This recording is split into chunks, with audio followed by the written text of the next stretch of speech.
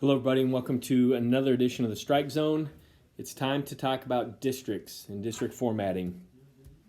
Before I dive in there, number one, reminder, your district dates, times, locations are all secured. They're all on the website. Hopefully you've seen them by now.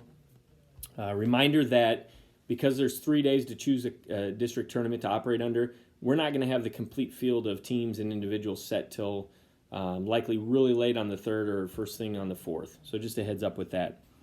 Let's talk about the format. Y'all go to your district site. There won't be any head-to-head competition. The manual calls for each team to bowl 3 traditional games, followed by 5 Baker games.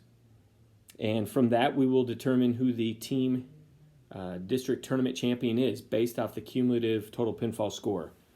So we'll crown a team from each district. That means we'll have 6 boys and 6 girls qualify as teams for the state championship through district play. We'll then take the next 2 teams that did not win a district but have the highest wild card score, or average I should say, prior to districts. They will advance via the wild card.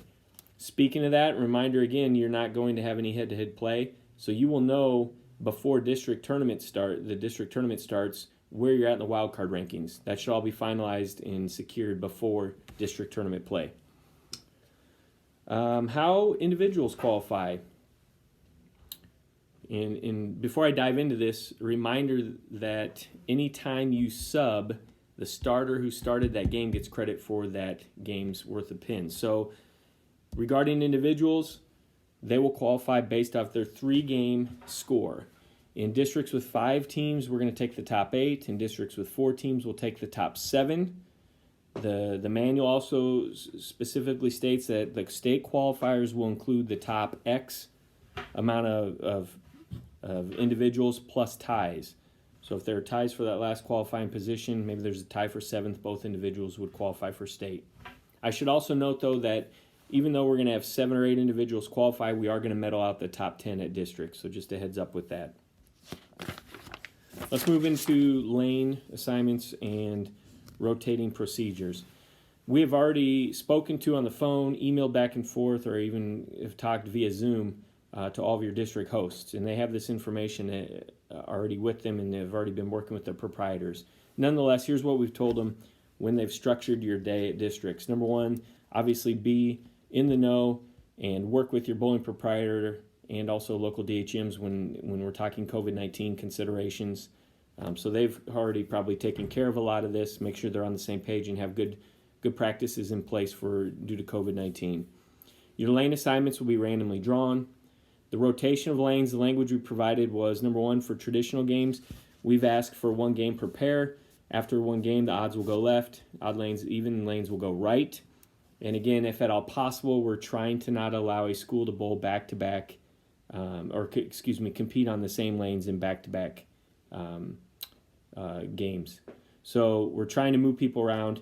The main thing, again, is as long as your district does it the same and consistently for every team in that district, then we're in a good spot. For Baker games, we provided the following language. The Baker lane alternation format can be determined locally. We have a wide range of scoring systems and lane facility formatting and makeup and how it's formatted across the state and in the facilities we're using for districts. So we said all Baker games bowled on the same pair if possible. We also noted that during the state tournament, we'll use a 5-frame Baker rotation. So again, that may vary, again, depending on the facility you're at and their scoring system and how they operate. But again, as long as that district does it the same way for everybody in that district, we're good to go. Final reminder too, we're going to be utilizing our NSA bowling manual for rules. That supersedes what our ruling body is, the USBC rules, but those USBC rules are in place for these district tournaments. I hope to have all the results in, obviously, the night of each of your tournaments, and we'll be updating those online. But again, we won't know the complete field of individuals and teams until, at the latest, probably February 4th. So, I guess one thing I'd like to add too, bowling has moved very quickly, becoming a sanctioned high school activity. The season has gone very well. We've received lots of positive comments. We've also received some comments on maybe some areas to iron out wrinkles, which our committee will take a look at after the year.